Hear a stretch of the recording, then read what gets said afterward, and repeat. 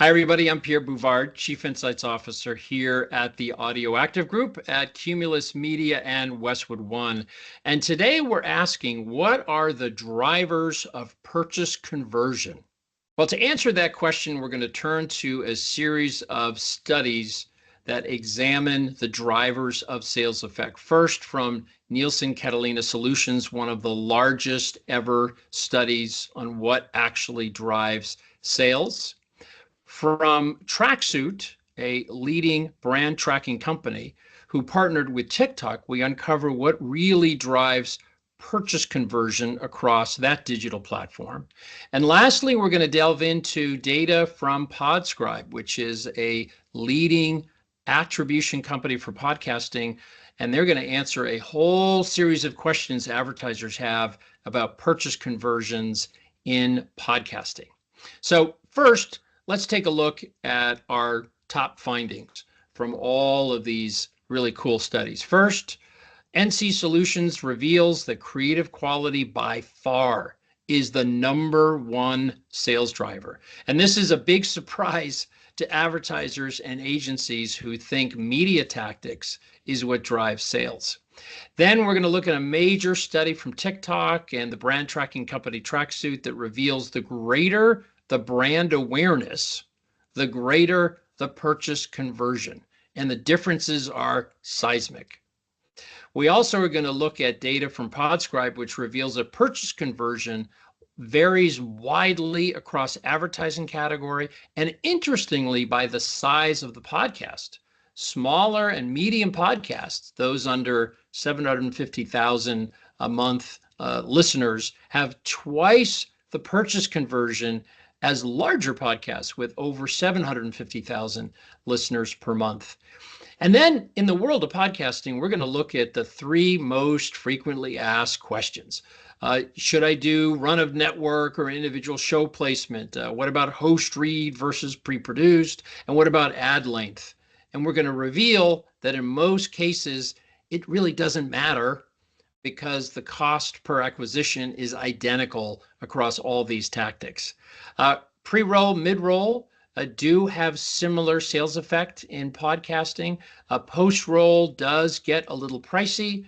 And lastly, across a wide variety of podcast genres, we do see some pretty significant differences in purchase conversion and cost per acquisition. So the granddaddy sales effect study ever conducted is this study called the 5 Keys of Advertising Effectiveness from Nielsen Catalina Solutions. They examined 5 critical drivers of sales. Number 1, creative, the strength of the brand, targeting, reach, and recency.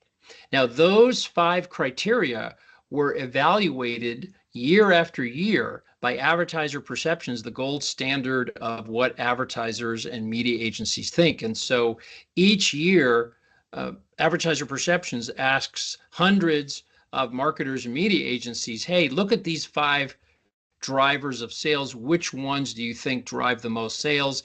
And assign a percentage to each. So the answer to the left of your screen, according to the February 2025 Advertiser Perception Study, is that marketers and media agencies perceive targeting is the #1 driver of sales.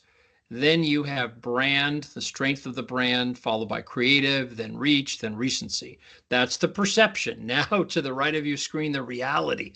The reality doesn't look anything like what marketers perceive. Creative is 2.5 times more important in driving sales. In fact, it represents half of sales effect.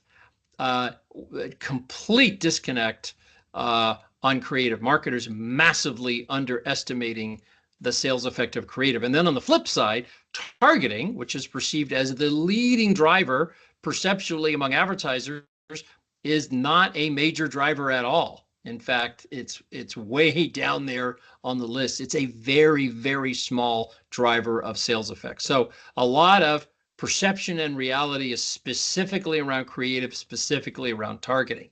Now, Tracksuit, a leading brand tracking company, examined many campaigns across TikTok. And what they did is they looked at the conversion rate represented here vertically up and down, and the individual brand awareness for each brand. And what you see here is a very direct relationship. The more famous a brand, the better the purchase conversion. So in order for your brand to grow its conversions, don't look to the bottom of the funnel, look to the top. Grow your awareness, become more famous. As you can see on the slide here, famous brands have triple the purchase conversion of brands nobody's ever heard about. So aim for fame. Now, every quarter, Podscribe, a leading attribution company for the world of podcasting, publishes their Podscribe performance benchmark reports. There is some really great data in this study. They take a look at 12 months of podcast campaigns, 20 billion impressions across over 240 advertisers. And these are kind of their top line norms on visitor rate, which is the percentage of impressions that convert to a website visit, purchase conversion, which is what percent of the impressions actually resulted in a purchase, and then how much money of advertising did I have to spend to get a sale. So these are their kind of like very, very high level benchmarks. So let's take a look at the size of the podcast. Is there a difference in visitor conversion rate or purchase conversion rate between bigger and smaller podcasts? And the answer is big time yes. So podcasts under 750,000 monthly listeners have double the visitors per impression as the bigger podcasts that have over 750,000. Now, Podscribe's feeling on this is that the smaller podcasts have a really loyal audience that really pays attention to the shows and really responds to the ads. Now, you notice in the right-hand column, not only do the smaller and medium podcasts convert better to bring visitors to the site, but their cost per acquisition is more affordable. So there is a lot of value in these smaller and medium podcasts. They convert better and they're very, very affordable when it comes to cost per acquisition. Now, how long, if I start advertising in podcasts, is it take to get impact? A day, a week, a month? So Podscribe look across 30 days. And what you discover is like advertising effects take place over an extended period of time. It's just like saying I did 20 push-ups today. How come I didn't lose 10 pounds? You got to stick to it, and the results take place over an extended period of time. And you can see that at 15 days, you've got about 65% of the impact, but there's more to come as you get towards the end of the time horizon for podcast attribution. Now, zooming out to the world of media mix modeling, where they look at a 2-year time horizon, a major study from Gain Theory and Ubiquity found that 58% of marketing effects take place between week 14 and year 2. So advertising really is trying to get your brand known for when the consumer needs to make a purchase. And then when the consumer needs to make a purchase could be months or years from now. Now, what works best in podcasting? A single show campaign where you're placing ads in specific episodes, specific shows, or run of network where you're buying lots of episodes and lots of podcasts within a network? Well, from converting impressions to purchase, the single show placement gets twice as much conversion. So that's good news there. But look at the cost per acquisition.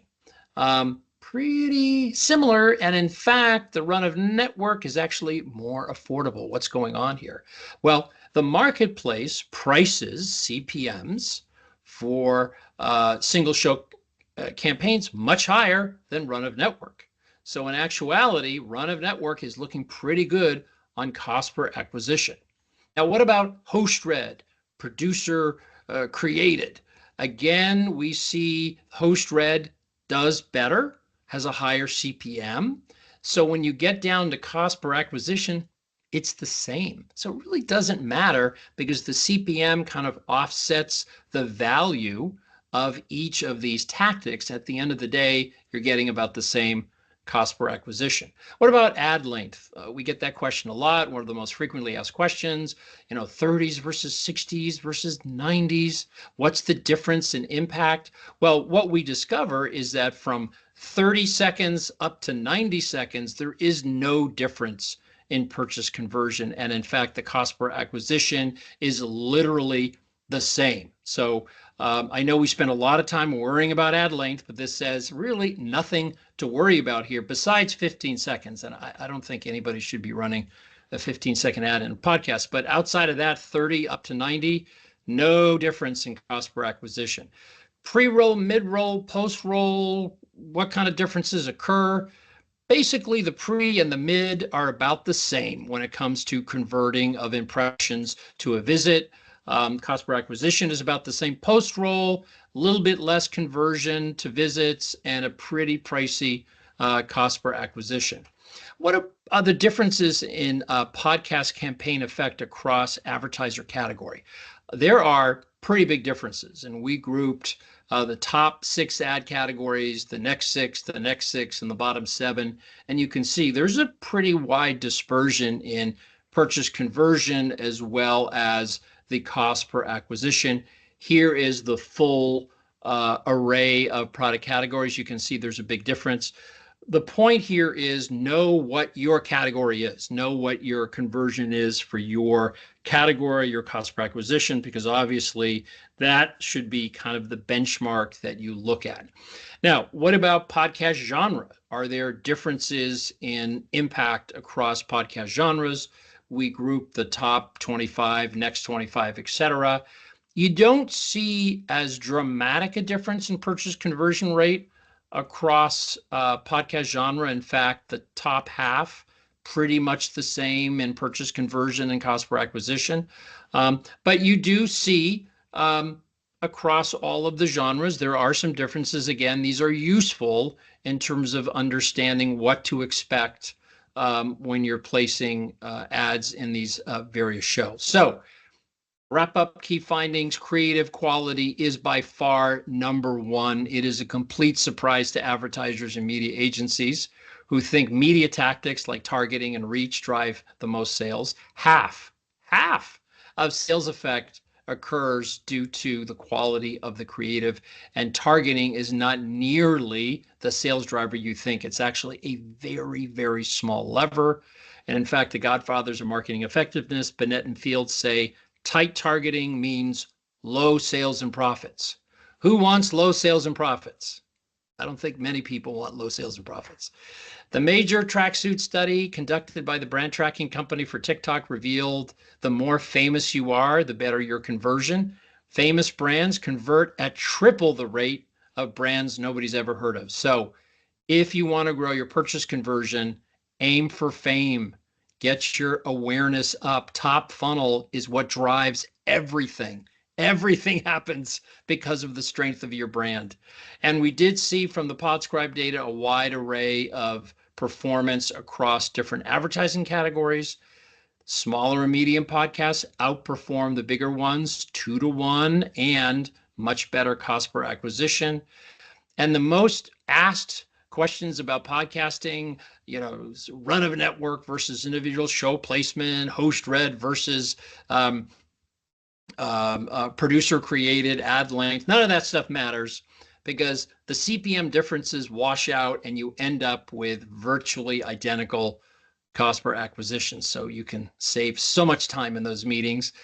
Pre-roll and mid-roll, very similar on sales effect. Post-roll, a little bit less, kind of pricey on cost per acquisition.